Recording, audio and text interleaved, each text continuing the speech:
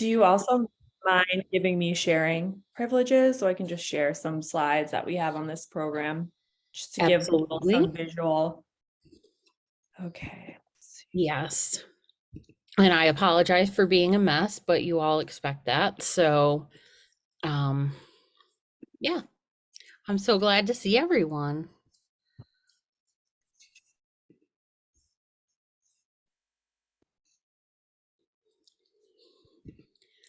Boy, we have a lot of people jumping on today, even with me sending out the wrong link. So that's amazing. The wrong link only went to anybody that just subscribed to the new Luma link yesterday. So not a ton of people, and I'm trying to send the right one now. So I apologize for that because I put the right information and I don't know what happened.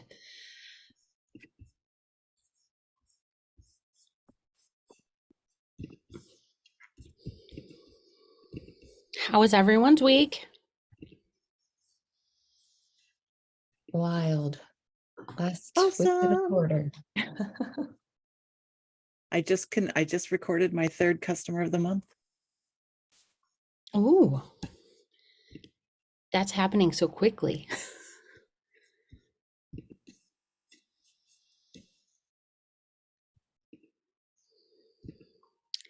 This is so weird. The link that, okay.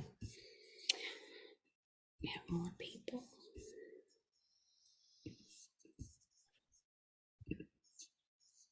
All right, I think we're good to get going.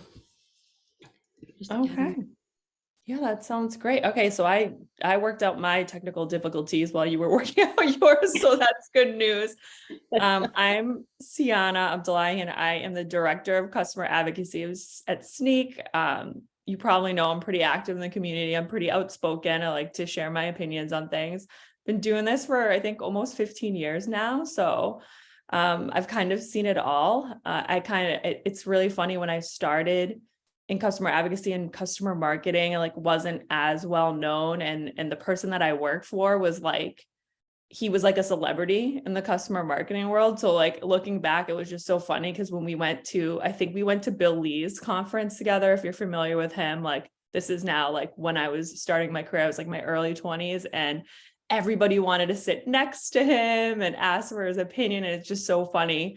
15 years later, I had a woman that I met when I was early in my career say, remember me from like 15 years ago? I met you when you were working for Jack. So like everything's been coming full circle. But anyways, Mary had let me know that advocacy, C-level advocacy was a really hot topic amongst the group. And she's been hearing a lot about how people have been approaching that. So I really wanted to share a little bit about what we're doing. Full disclosure, I would not say like we're anywhere near having like, great success or amazing metrics. Or kind of halfway through our journey, I would say, but happy to certainly share what we've done, where we've been seeing some traction, what we've kind of been learning along the way. And my counterpart, Brian, he runs this program and he's absolutely amazing. So I can't take any credit for this. This is really his baby, but I'm happy to just kind of share what he's been doing and the success that we've been seeing. Awesome. So Excited. Yeah. So we kind of set on, so this actually initiative started before I started at Sneak. And we were kind of thinking about, as a lot of customer marketers and advocacy pros think about is how do we get big brand names to go on the record with our company? We know our executives care about that. We know the company is always tasking us with that goal.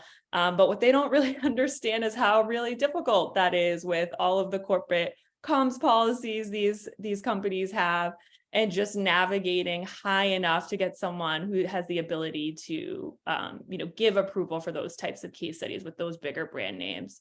So really, we were just trying to cultivate relationships with those executive stakeholders, also knowing that with our sales cycle, we're just like not the biggest budget line item on the ledger. So a lot of the times CISOs in our case, because that's the C-level we care about, might not know who Sneak is.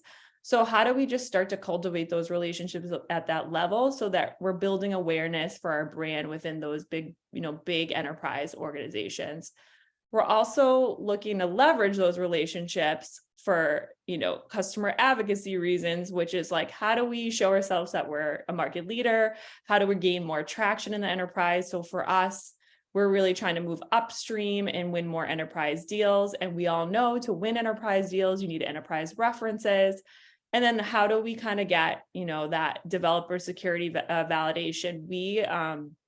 We're in like what we call like a disruptive space. We're trying to kind of create a category. So in that case, in order to do that, we need this kind of support and having, C-level leaders talking about, why our way of doing things is a great way, and just kind of getting that support across the market. So that's kind of what our goals are today. And then obviously we want to turn that into C-level advocacy. We kind of took that off for the time being because it's not as important as some of the other relationship things that we're trying to do, in terms of like, we shifted it a little bit more towards like a sales goal, because we were understanding now in the current market conditions, having those C-level relationships are really important to winning the business. So back when everybody had lots of money and they weren't like scrutinizing budgets as much, we didn't have to really get to that level to make a sale. But we've noticed that things have shifted in the market. We've also had to kind of change our strategy a little bit, and meaning like we have to get higher within the account. So that's why it's shifted maybe a little bit since we started this initiative. So as we're kind of, we kind of went in blind, which we could have kind of done some research, but like we didn't have any C-levels to really research this with, like execs to talk to. So I tried to have conversations with our own exec team, and it wasn't super successful. So we just kind of thought through what might make sense in terms of benefits for our C-level folks. And basically one was executive alignment. So the first thing we thought of was like, okay, if we're going to create this kind of C-level programming, we need to align them to another executive. And basically the way that we have it set up now is we set up quarterly one-on-ones with our exec sponsor on our side to the exec at that company who's joined the program. So we have a couple of different execs that are involved with this. We have our CEO that has like a handful of customers in the program. Our chief product officer has a handful of customers. Our CMO has a handful of customers. And then our CTO has a handful of customers. So we have a really good distribution across our exec team to our customers who are in the program.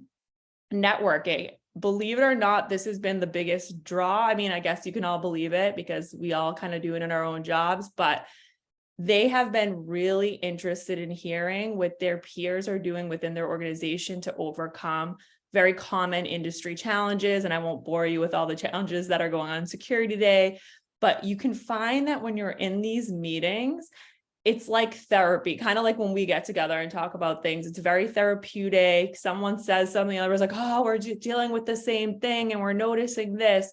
So we've gained a lot of traction through kind of picking topics that we know people are challenged with or maybe struggling with, and just seeing everybody really being willing to kind of help each other out and talk through what they're going through, and thinking like holistically, what are the steps we as a community can do to solve this problem? So that's been really great. And I think that's been our strongest aspect of this whole thing. And actually through this networking aspect, because we've been hosting these quarterly roundtable discussions, people are recommending the program to other people. So we have a VP at one company, and he actually was with another one of our strategic companies just randomly at an event.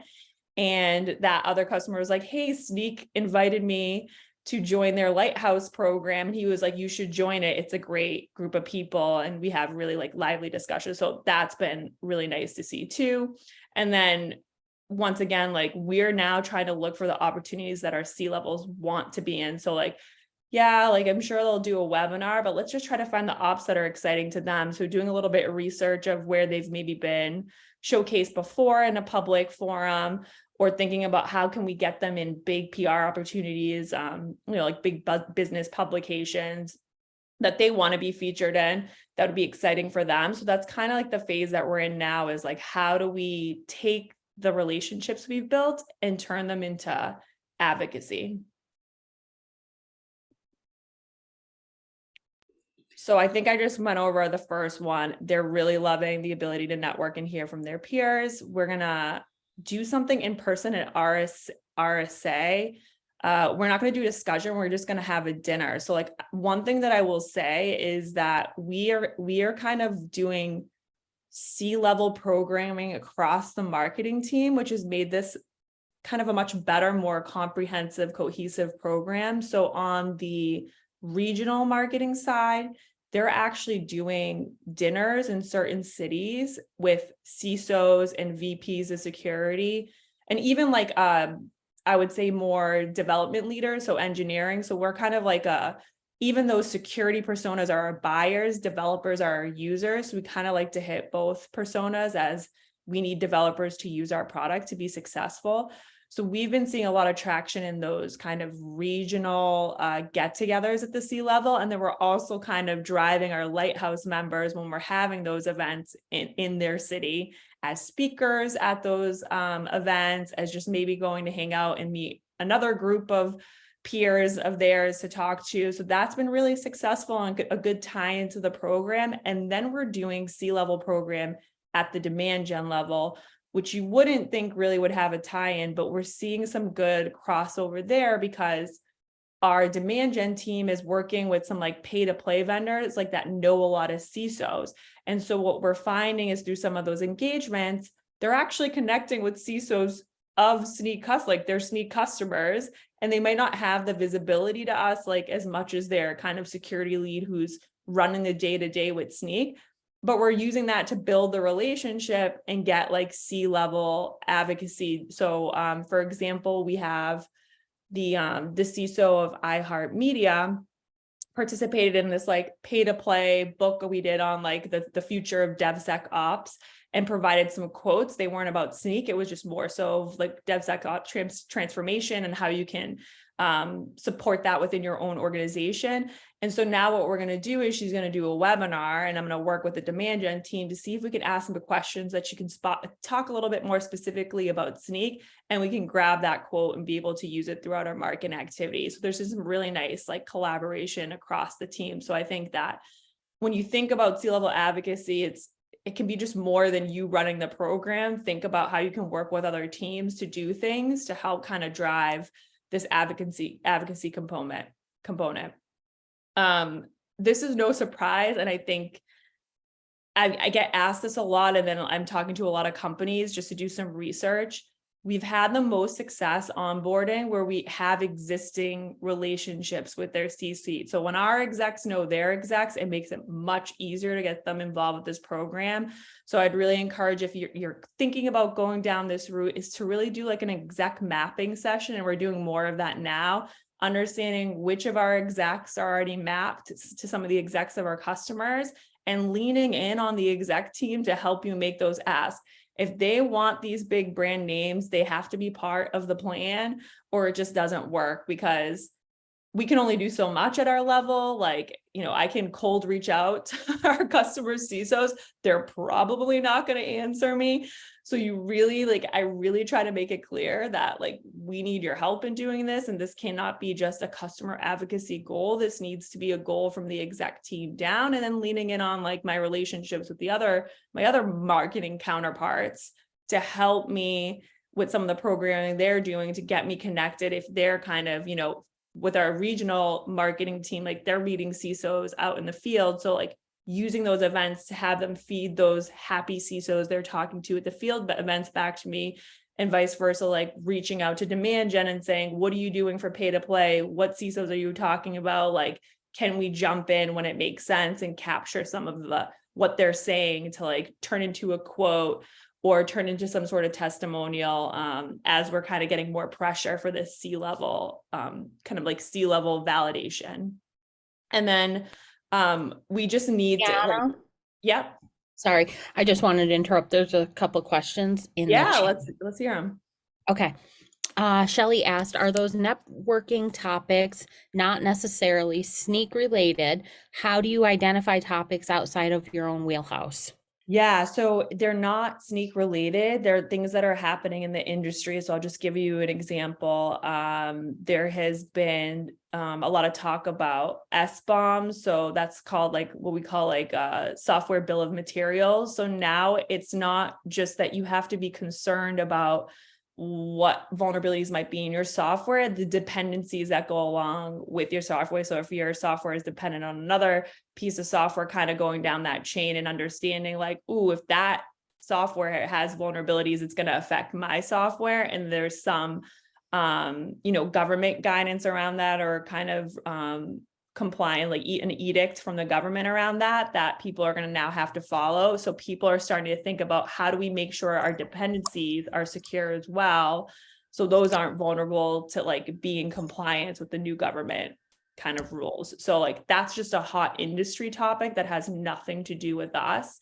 But like obviously we're in security and we help secure some of their software supply chain. So like it's somewhat related, but it's not like specific to our software. So it's kind of like what you would do for any content strategy, and just understand like, what are my prospective customers' pains right now?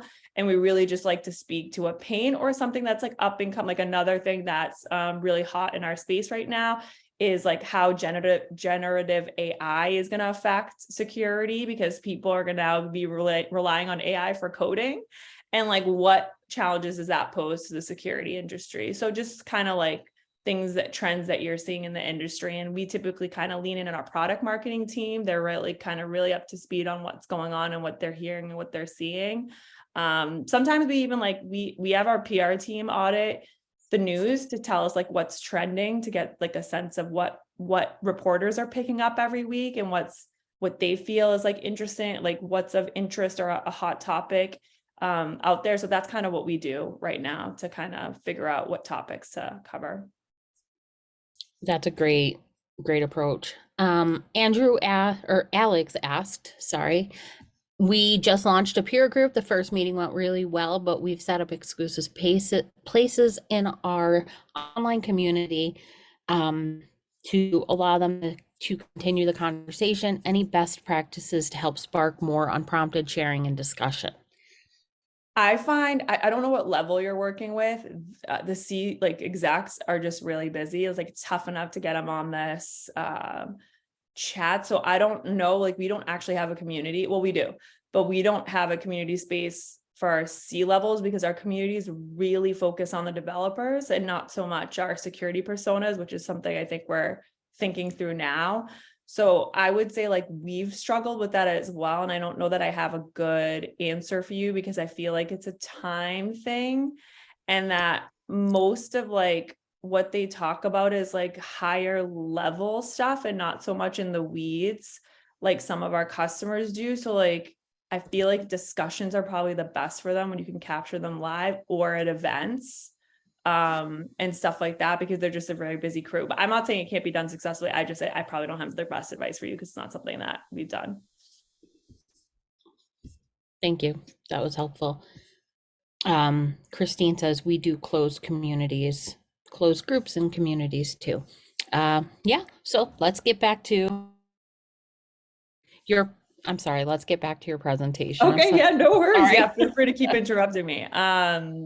And I think I just kind of covered all of these stuff. I just think the biggest thing that we know is that in order, it's an exchange of values. So like, I think something that my company struggles with as a whole is that they immediately like want customers to do things for us and don't think about like, well, what's in it for them. So we're trying to be very like thoughtful of, we want to provide them with value before we start saying like, hey, would you be willing to work with us or collaborate with us in our co-marketing? And we're kind of starting to see them warm up to that, because they really are loving this group and finding a lot of value out of the conversations. And actually some of the feedback that we've gotten, which I think was interesting and not maybe what we expected, is that they kind of want to hear from, they don't want to hear from CISOs. They kind of want to hear from people on the engineering side. So they want to like talk to CTOs, because in their mind, those are the people operationalizing what they're doing. So like they're the ones who are actually making the secure coding happen. So they gave us some feedback about us. And also this is another thing that I'd love to see the program evolve to is that kind of making it a 2-tier program where we have the leaders and having some future leaders. So we kind of have that a little bit already. So like we have the C-level tier, but then in some cases where we have some really great vocal director levels that are a bit bigger enterprise organizations, we've added them into the mix. And initially we like felt like, oh, this is not going to seem super exclusive if we let the director level in. But what we're finding is that the C level is really loving hearing from the director level because they're more in the weeds and can give them a more comprehensive view of what's going on day to day. And yeah, they might get that from their own employees, but they're getting an unfiltered view, right, from someone else from a different company. So that's been actually really interesting. And I'd like love to tier it to like a future leaders program and a leaders program, because those future leaders, that's the exposure they want. They want to be talking to C-levels and understanding like how they're thinking about things, because that's what they want for their career. So like, and then I want them to associate that Sneak gave them that opportunity to build a network of people that they kind of aspire to be. And then on the flip side, it gives our C-level leaders the opportunity to hear a little bit more about what's happening on the ground floor from some really smart people who are in charge of kind of getting our software up and running and making it successful. So that was something that I was surprised to see that we didn't really expect, when we kind of rolled out the program. So we have about 20 members in the program. I think it's a little bit less now because we've had some turnover. I don't think that's a surprise to everybody. People have been either leaving jobs or unfortunately being let go from jobs. And we've had 12 of that 20 attend roundtables, which is pretty good given how busy this crew is. And then we have already had 4 members participate in advocacy activities. And we have like a few more that we've reached out about that we're hoping to kind of secure really soon. And then obviously like this group accounts for a good amount of ARR. And then there was a lot of associated expansion opportunities. So this is a great like relationship building mechanism to help maybe influence some of those expansion ops with bigger organizations.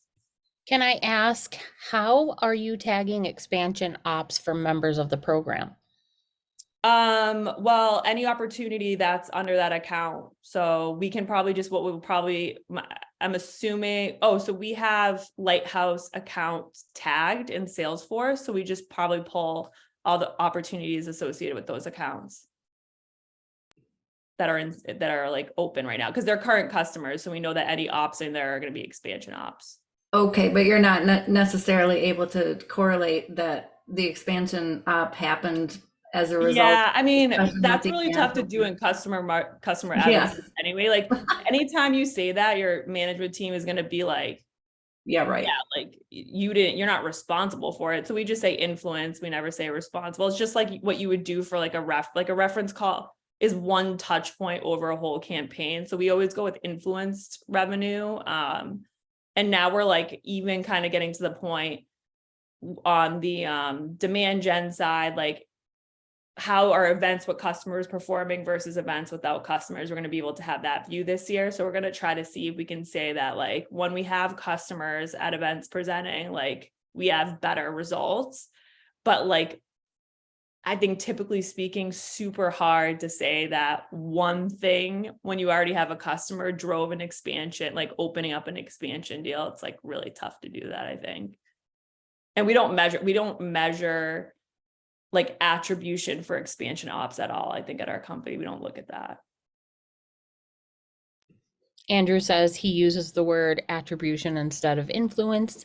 Let's see. Yeah, Kaylee was saying customer influence events. Yep. Yeah. We just use the word influence. We know it's one piece of something, like it's one touch point. So like that's just the easy. That's why attribution is probably another great word because that's a touch point. So I don't think there's one silver bullet way to show like that's what's tough in our, I think, profession as a whole, right? When you look at demand gen, they have very clear KPIs. But when you look at ours, is like there are no clear KPIs. And depending at your maturity stage, like what's the maturity of your company and your advocacy program, your metrics can look very different. So I always tell people there's always a story to tell. you just got to figure out what that story is. And it might not be straight data from Salesforce. It might be you having to just get story, like if you're early days and just helping with references here and there, getting stories from AEs, because I do find like execs respond really well when you have stories and like positive signals. So finding those and like using surveys to your sales team to figure that out. Like when I started at Sneak, we had like and this is off topic, but like we had a hot mess of a situation. We still do, but like people aren't really using case studies, or I didn't understand how they were using reference calls. I just simply surveyed the field and now have this great data about, I said like 25, I know for sure 25% of deals require at least one reference call. And so then I was really able to paint a picture to the executive team, like here's how they're using, this is where they're being used. And now I'm actually using that data to like get some buy-in on how I want to change how we're operating our reference program. So there's always a way to tell a story. And like for this, it's been a lot of storytelling, like that example I gave you of the recommendation that one member made to another. We had one member actually screenshot, even though it's supposed to be a private group, she screenshotted all the bios of like the headshots of all the members and wrote a LinkedIn post. I'm so happy to be in this group. So we're like, great, that's like free publicity. And like, she just blasted all the logos that are Sneak customers on our LinkedIn without us even having to do anything. So those little stories I think have resonated like really well with the executive team. And so I would Nobody, you didn't get any complaints on that? No, she posted on her LinkedIn. I don't know how many people saw it, but it was her LinkedIn post. Oh, okay. Yeah. And the best part about it is her company does not allow us to do anything publicly with them. So I was just surprised that she posted that. Ooh. That's a good win. That's a good I win. know. I was like, this is great. Yeah. Sometimes if you do stuff on LinkedIn, like if you do contests or giveaways, like I've done this before, you'll get customers that would never go on the record with you, like the employee comment, because they want to like win the giveaway or whatever. And then you like literally like, they just told the world that they're a customer. So it's a nice little hack if you want to try it sometime. It's worked well for me in the past. Like I've had Cole's comment on something that we did on our corporate LinkedIn at my last company. And it was really nice because they just basically told the world that they were a customer. Nice. I like that. Yeah, it's a cheat code for getting people to go on the record. And this is like a little bit about the engagement. If you just, Hacking some customer advocacy there. yeah, I know. I was like, whatever it takes, I need something. And this is just kind of like a breakdown. Like it's not anything super impressive. It looks like we've actually had a drop in kind of like engagement, but our last, I don't know what the interest level is going to be in the next one. I'll have to ask Brian, who runs this program, because we just sent out the invite that we're doing, the session we're doing on generative AI. So we'll be curious to see what that has. Interestingly enough, we tried this not to make this about us, but the highest engagement we had was on our last session, and our executive team wanted to do a vision session. So like, this is another thing I'll caution with, like you start with the best of intentions and then your exec team's like, ooh, we have a bunch of C-levels who are engaged. Let's make it about us and see what, like, let's use them to give us feedback. So we've had to really, really push them and say like, no, this isn't about us. And we have a really great VP of product marketing who helps us push that agenda too, and kind of says, listen, this is not for us, this is for them.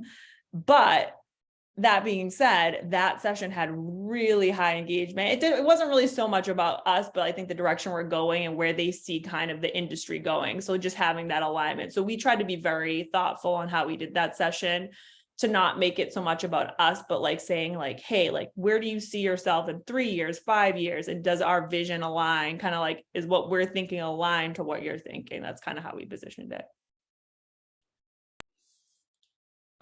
This is just kind of some challenges we've had, which I don't think will be shocking to anybody, but navigating to the C-level, I think I gave some suggestions on what we've been able to do and what we're planning to do. But, in talking to other organizations, it's been very clear that they have leaned into the relationships that their execs have to build those relationships with others execs. So like, especially with companies that are a little bit smaller, you found, and companies that have tech founders, founders that built the tech and understand the tech, much easier because they're usually involved in the sales cycle and they were there from day one. So, once that customer is up and running on the product and happy, much easier to have that kind of exec go back and make an ask. And we don't necessarily have that at Sneak. So we're trying to kind of like, we have a technical founder, he's on sabbatical. So when he comes back, I'm like going to try to like get him back in and say like, hey, this is kind of our vision. This is what the company wants to establish itself at the enterprise as an enterprise brand. Like, here's kind of what we need to do to get there. Here are some logos we want to go after. And I think that's the other thing, being really prescriptive. So like at our company, we care about the global 2000. So I kind of use that lens in everything I did. So I actually made a slide about what logos we have that are on the global 2000 that are currently referenceable, which ones, and then we have a bunch of global 2000 customers that are already referenceable that aren't on our website. So I listed those out. I'm like, these are logos that we could slap on our website today if we really want to bolster our global 2000 presence. Then I put tier 1 targets for global 2000. So ones that we have the beginnings of a relationship, or we have some positive signals that things are going really well in the account that we should hone in on short term. And then I put some longer term ones on there. So like, I'm going to go in with that plan and say like, this is what we have right now. This is what we could even be leveraging that we're not leveraging right now. Like from a presence perspective, like having on our webpage, here's who we should be going after first. And then here's kind of my second tier. And I think that's really helpful just to like lay it out for them, because just saying like, hey, I just need your help getting brands and not having a targeted approach. Like they kind of need, I think with the C-suite, you have to be very prescriptive. They don't have a lot of time. So it's like, this is what I need. This is how I'm going to help you get it. Let's get it done together. So I think that's like part of this kind of whole plan too. Identifying the compelling themes, we ran over that. So just kind of thinking more broadly what people are struggling with. And I actually kind of did an exercise where like, I'm trying to find like influencers in this space, like what CISOs are kind of out there and talking a lot on LinkedIn, and just kind of scrolling through and reading what they've been talking about and, how people are interacting with them. So that's another good maybe research mechanism if you're not like completely in tune with what's going, like, I'm not a big security expert, so I am definitely not in tune with what's going on in the security world. So I gotta do a little research when I do these stuff. And then, yeah, we talked a little bit about like broadening it a little bit, because what we're finding, so like interestingly enough, we have a CISO who's no longer with the company he was with when he joined, but he still comes to the meeting. Like we haven't kicked him out and he still comes to the meeting. So we've talked a little bit about like broadening it a little bit, just because, if that person lands somewhere else soon, he's going to have like a positive sentiment about Sneak, and it may make it easier for us to get in to that account. And then, sorry. Making it like an ongoing advocacy type of thing. Yeah, I mean, they're just good. It's always good to keep relationships going with high level, high profile people like that, because you don't know where they land. And if they end up getting in consulting, that's great too, because they have a great impression and opinion of us, and we're kind of helping with their overall education in the space, not necessarily what we do, but just education of what's going on in security and how to kind of like, what are people challenged with? So that's like educational for him as he maybe steps into his new role. Right. Rebecca Grossman asked, do you also have a CAB? Is there overlap between the two groups? No, CAB is more at the practitioner level. So this is not about our product at all. It's a very high level, like industry challenges. What are you seeing? We don't talk about our product unless someone brings it up. And sometimes like our members bring up our product and want to talk about our product specific stuff, but they're not in the weeds. Like our CAB is really practitioner, people using it day to day, mostly again, security personas. So there is no overlap. And we actually transitioned our customer advisory board over to the product management group. So we don't own that anymore. It was just like a massive lift. It's a super beneficial program. And I know a lot of customer advocacy teams run those, but given like our scope of what my team does, Brian and I do, it just wasn't making sense because like we couldn't drive any real KPIs with it. And like our product management team just was not stepping out, the typical challenges you have, like they want the cab, but they don't want to put any work into it. And I just said, like, the only way we get them to do the work for this, and you're not like chasing everybody around, is that we hand it over to them. Like it's their responsibility. And we did have like a very like open conversation with their head of product. And I'm like, what is this driving for you? And he couldn't like tell me in a concrete way. He's like, it's just a good thing to do. And I'm like, I totally agree. It's a good thing to do. But where we're really scrutinized as a team that, like I said, doesn't have real metrics and KPIs, and we couldn't make one that the company could get excited about. So that's why we transitioned it over. So there's no overlap. Would you, by the way, I'm just wondering, I've heard of executive advisory boards. Yeah. Would you do one of those, or does this kind of just fit? It's not an executive advisory board. I don't know if we're quite there yet. I think that this is a good first step because we don't have that. So a lot of feedback that we've been getting as a company is that we have no awareness at the C level, which is why all this program is going on. So like if we don't have awareness at the C level, it'd be probably pretty difficult to have a meaningful executive cab. So I know that our exec team kind of wants that. And I think that it will be ready for it maybe like in a year or two. Also, like selfishly, I'm like it's just not another program that I want to take on, just to be completely honest with you. Because our exec team is so hard to get engaged. Even on this program, we had a lot of change. Like I actually don't have an executive sponsor for this program right now, and I got to figure that out. So because things are changing so rapidly, especially in tech, it's hard to keep the attention of the execs. They're usually on to the next thing, right? They love this program and it was the new shiny toy. We're not the new shiny toy anymore. So like, we really got to fight to keep them engaged in the program. So like, I would struggle to want to add something. I'm always pushing back on something new unless we have a really good reason of doing it, right? And we have clear goals and like, how it's going to move like the company, like what is this going to drive for the company? I usually push back and try to like not get something else added to our plate, knowing the scope that we had, like that we're responsible for today. That's helpful. Thank you.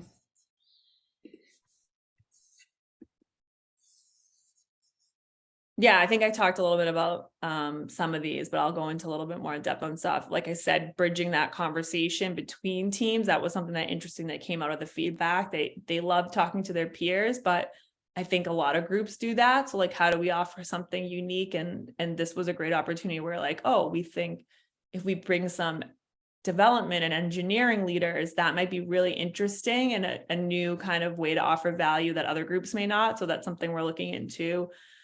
Oh, and like, standardizing executive feedback. So as part of these like quarterly one-on-ones that are happening, we're trying to give them some kind of format to operate within so we can get some feedback to the org of like what CISOs care about and what they're thinking about and like how are these conversations going. So we're currently working on a plan for that so that when these one-on-ones are happening, that information is being like fed back into the business, and then we're able to learn from that. And like, Brian and I can take that information and help drive like what programming we do for this kind of group of people moving forward.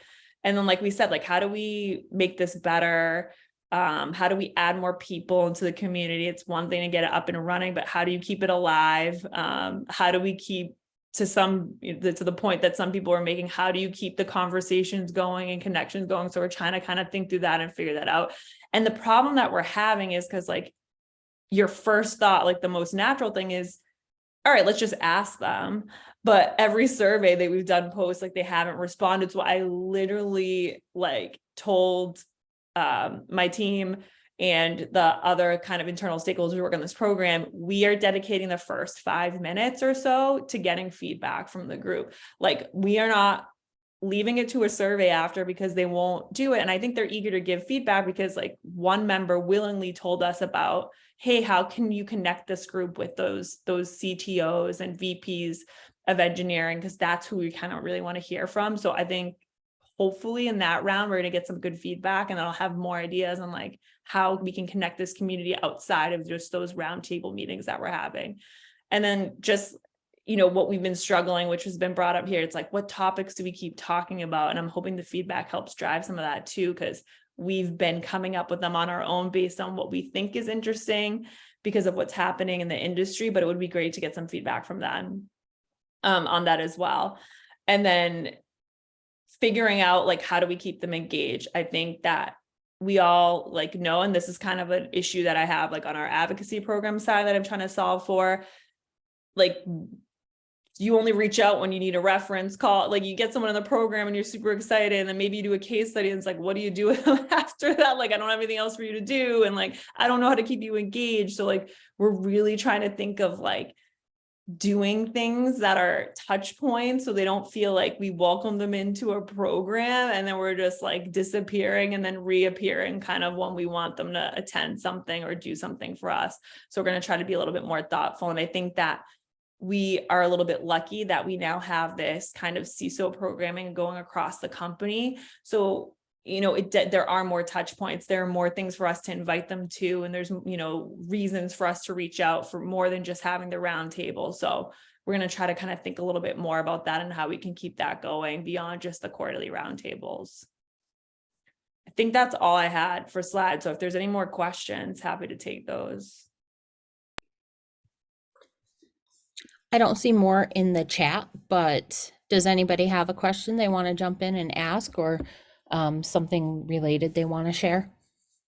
I just wanted to ask how you have gotten and maintained the internal buy-in for this kind of program, because you're clearly taking the long-term view and it seems amazing. But in my experience, it's been really hard when you don't get to the end of the quarter and all of a sudden, you have a million case studies and whatever. So how did you keep that internal buy-in going to support these in the long term? Yeah, it's just a lot of reminding and like a lot of presentations like the one I showed you. So what we try to do is, and like, it's not easy. I'm not going to sit here and be like, it's super easy, but we have to like claw our way up to get on the exec calls, which I don't know is so hard. It wasn't. So in all fairness, I was reporting to the CMO. I'm not anymore, but when I was reporting to the CMO, super easy because he's on those calls. So, but even with him, he'd put us on the call and then, some other priority would come up. So we find ways like, a piece of advice I think I would give everyone that I've been learning at the company I'm in now is like, find out who are the people that are talking to the execs frequently and sharing information with them. We've found a few of those people, and I'm very, thoughtful of who I'm sharing information with, knowing where it's going to end up. So I will share decks like this and stuff with people that talk to the exec team more frequently and have their ear.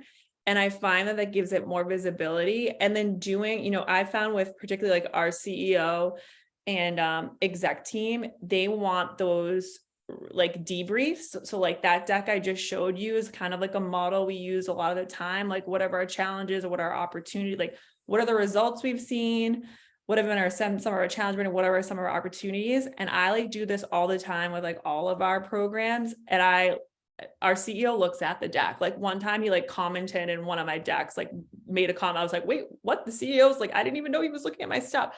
So finding that kind of way, finding what like resonates with them. And I usually find that it's like, here's what we did, but we could do way better if we did X, Y, Z. And like, here's how we get there. I think works really well in my organization. I understand like everyone's different, but I try to find like a template and use that for the program to keep getting the buy-in and saying like, look at all the stuff that's came out so far. Here's kind of where we're going next and what we could achieve with that. But this is what we need to get there. I don't know if that's really what you're asking, but that's kind of how we've kept the like light alive for this, because there are some big end game goal. Like, we hear that we need more brand names on our website and more enterprises. So that's kind of how we do it. Like we said, like, this is what you said you wanted. So this is like what we've done. And this is what, we want to achieve. And this is how we're going to get there. Like, here's our opportunity to get there. Yeah, I think that is really helpful. Did you set expectations at the start of the program for, we're going to be at this for, I don't know, 6 months or a year or some period of time before we can really say, hey, here are the tangible results that we're getting back from it. Because to your point, we obviously need to do a lot before we start asking for in return. Yeah, I think inherently, like, I think we there was a good understanding there. And I will tell you, my company does not like care for time. They want results immediately. So like, I think they did understand that. And I think that you're right, like just setting real, like making a year, like making the plan like a 2-year plan, right? Like not making it 6 months, saying like, here's the 2-year plan. And like the first 6 months are going to be really focused on deciding like who are the right customers, you know, the exact mapping and stuff. I think if you're realistic and show them the timeline, but you show them what you're going to achieve in that timeline, I think that helps. And I think you're right. You got to set expectations up front. But this is like not an overnight. It's not a quick win program for sure. And just to support what you just said, we did a webinar with Christina Kosmowski a couple of weeks ago, and she is a former customer marketer, now CEO of Logic Monitor. And this is actually the exact advice that she gave in terms of like setting expectations with executives. She said, it's okay to come in and say, we don't have a specific, date by which we're going to be able to achieve this deliverable. But as long as you are, giving yourself some padding and realistic, expectations, that they tend to, be able to buy in. And as long as you're setting forth some realistic changes that they can expect to see along the way, and then reporting back regularly during those intervals, even if, it's going to be a whole 2 years before there's a true, ROI on the program, that she said, that's the type of thing that resonates with her and even her board. And I'll just put the link to that session here in the chat if anybody wants to watch it. Yeah. That's kind of the premise with the deck, is like the checkpoint, right? Like, here's where we're at. This is what we've accomplished. Here's what some of our challenges have been, to like make it realistic, right? Like let them know, like, this isn't easy. We're like kind of up against the wall in these certain areas. And then where our opportunities is like, hey, if we can get more investment, if we can get more people on board, we can grow this even more. So like, I totally agree. It's like, you can set the expectation 2 years, but you got to give them checkpoints. You got to kind of give them gut checks on what's going on. And then, because the other piece of it is, the exec team always wants that. They want to be design partners and have their say and have their mark. And it gives them that opportunity to say, well, I'd love to see you do this, or how about we do this? So like, you're also kind of using them as a design partners, which works really well, like with any of these programs, because they kind of want to have their mark on it. And, they get really excited about things like this, because every company wants brand names in C-levels talking about their product. So. Yeah, and you just jogged my mind that another one of the pieces she mentioned was that it's okay to iterate along the way. Like, don't just like forge, forward with this 2-year plan that you set out and, not acknowledge any failures or stumbling blocks that you have. Like, it's okay to, in those checkpoints, say, we tried this, it didn't work. Here's how we're pivoting and how we're going to move forward. That's okay too. So. Makes sense. Ciana, did you say these roundtables, are they in person or were they virtual? They're virtual. So we want to do an in-person event in Q2. So we're just going to have to see if that's even feasible, with like getting these people's time and finding a location. Most of our members are West Coast based, so we think it's feasible. But now we're just even thinking like, let's go where they're going, right? If they're at big shows, like RSA is a huge security conference. So we're inviting them all to a dinner that we're doing at RSA. And so we'll see what the attendance is there. So it's like very much trial and error. Like, we're kind of like feeling it out as we go along. So we'll see what the attendance of this one is. And I think if we get a good group there, we can maybe float another in-person in the second half of the year, or be thoughtful of like other big security conferences that we know are going on, and trying to get them together at those and kind of capture their attention and keep them engaged at those events. And was Lighthouse the name of this program specifically for the CISOs or the executives, or is that your advocacy program? No, name? it's just our CMO came up with it. It was before I came on board. He called it the Lighthouse program. So that's the name. Okay.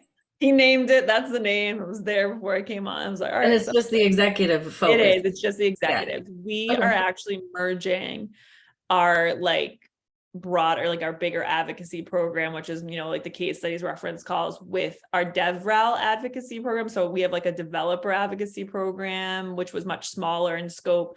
And we have our security persona program. So we're actually merging them, I think, under their branding because it's more well-known. So I think our advocacy program will be called Sneak Ambassadors. That will be our new program on the lower level, the more practitioner level.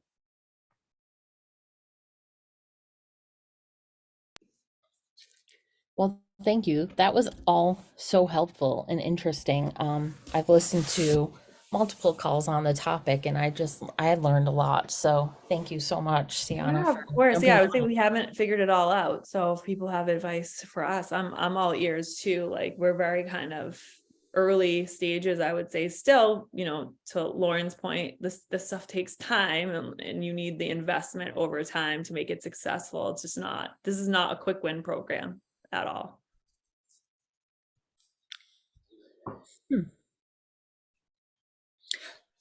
Yeah, this is good stuff. Thank you. I'll make sure I share the link in the community and everywhere else afterwards. Does anybody else have any other questions for Ciana? I might have a quick one, and I'm sorry if I missed it, but who from your company is actually joining those roundtables? Like, is your CEO or other executives joining the call, or is it mostly just customers? Yeah, we have an exec always kick off the call and kind of lead the discussion. So we switch it up just because of like schedules, but we've had our chief product officer on there, our CMO on there, our CTO on there. So we've had a good representation across the different meetings. Thanks.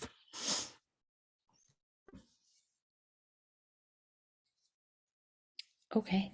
I was Let's see. wondering, it sounded like you don't like the name Lighthouse. Do you? No, it's not. It's just like the standard program that it's like a very common like name. It's not a bad name. It's just a common name. Oh, I hadn't heard it that many times. Oh, and I like it. At every company that I've been at, yeah, they've had a lighthouse program. I think. So, weird. yeah. Well, a lot of us have ambassadors too. We're about to Yeah, go. exactly. I know. Yeah, exactly. I mean, like, there's only so many names out there. So I think for me, I'm like, what's the connection with the lighthouse? What? it's like North Star, beacon, like, what you're, Okay. yeah. It's Giving you the direction, Yeah, just guidance on strategy, it. all that jazz. Yeah, Well, at least it's gotcha. Okay. called the rock stars. And then I don't know if you guys saw that Super Bowl ad that was just like dragging, people call customers rock stars. So yeah, at least you're not in that boat. We are. So Just keep it simple. It doesn't come. Yeah, it'll be good. Like, yeah, I'm excited for the merger, the advocacy program merger. I think that's going to be a huge win for us. Yeah, that sounds good too. Like it just, yeah, I'm sorry. I'm slowly processing things and Oh, I know. It's just a lot. Like, through there's and look yeah, at it all. We only have a few more minutes left on the call, so I'll just say next week we are not going to meet. It's Good Friday, and a lot of people said that they won't be able to be around. They're going to have their kids because there's no school. And so I decided, okay, well, we can take a week. The week after that, we will have Anita Toth, who's going to come talk. She's a churn busting, something like that is what she calls herself. But she's going to talk with us about retention and expansion. So I'm excited about that because we've had a lot of people that want to talk about expansion. And yeah, after that, I'm trying to leave a couple weeks open so we can just have some open conversation. I've had a lot of people reach out that want to hop on our calls, and I've let them, but and I invited Ciana because I was like, you are amazing and you have great stuff to share. And I saw that she mentioned executive advocates, and that's always a big topic. So, but yeah, we have some good people that want to have calls in the future, but I think I might cut it back to every other week so that we can have some time to just hang out and get to know each other and have some of that therapeutic conversation like she was talking about today. I'm all about the customer advocacy therapy. I'm always here for that. So if you guys need a vent, I'm here for you. I get it. I think it'll be great. I love the community chats that we've been having lately. Just And it's It's been been provided me with some much needed like humor. So thank you everyone for chiming in and making me feel like I'm not alone. It's nice to know when you're not, that you're not alone. That's the It best part, I is. think. It is. Yeah. And you know what? I've noticed that a lot of our conversation is, celebrating some of the things we've done. Like we're supposed to push in our own organizations so that people know and can see it. But it's also so nice to just pop in and be like, I did this thing. And everybody be like, that's amazing. Yeah, I love all the support. Yeah, for sure. It's nice. It's a great to be part of such a supportive community, and like it's why I've stayed in it for so long, because I've had so many people help me along the way and just kind of hear me out or brainstorm with me when I needed it. So always, that's why I'm always happy to give back, because the community has definitely given a lot to me. So I'm happy to be part of the group. Mary, thanks so much for having me on and letting me share a little piece of what we're doing at Sneak. And like, just, I'm sure I'll talk to all you soon in the community or on LinkedIn or wherever. Like, I feel like I know a lot of you personally at this point. So happy to kind of continue the chat outside of this call.